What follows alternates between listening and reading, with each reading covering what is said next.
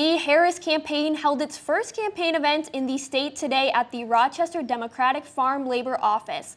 Also in attendance was Senator Liz Bolden and Representative Kim Hicks, there to stand behind the new nominee. KIMT News 3's Evan Berg went out there to talk with supporters about the change in candidacy and how it will affect the upcoming election.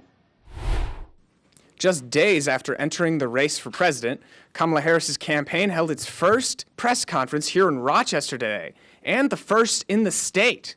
The DFL tells me within days of Biden handing the reins of his campaign to Harris, hundreds of Minnesota officials came forward to endorse the vice president.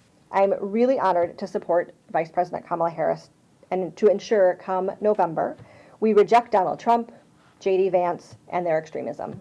The event was attended by Rochester Senator Liz Bolden, State Representative Kim Hicks, and Leah Midgarden with the state branch of American Federation of Labor and Congress of Industrial Organizations, all gathering to show unified support.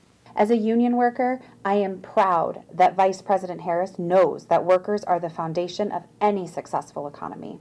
Speakers at the press conference expressed confidence that Harris's support of reproductive health, job creation programs supported by the Inflation Reduction Act, and her history as a public servant makes her the most qualified candidate for the job, a sentiment they said was echoed by their voters as well. And as unions, we want to make sure that our members and all workers get their fair share of this economy. When asked about the chance of Republicans edging out the Democratic nominee at the polls, Senator Bolden replied with optimism. I have no doubt Minnesotans are going to get out and vote. The enthusiasm that we are seeing now around Vice President Kamala Harris is palpable. While this was just the first stop, the campaign has plans to do a few more events here in Minnesota throughout the week. In Rochester, Evan Berg, KIMT News 3. And at noon today, other DFL leaders like Majority Leader Aaron Murphy and Senate President Bobby Lee Champion held a press conference in support of the Harris campaign in St. Paul.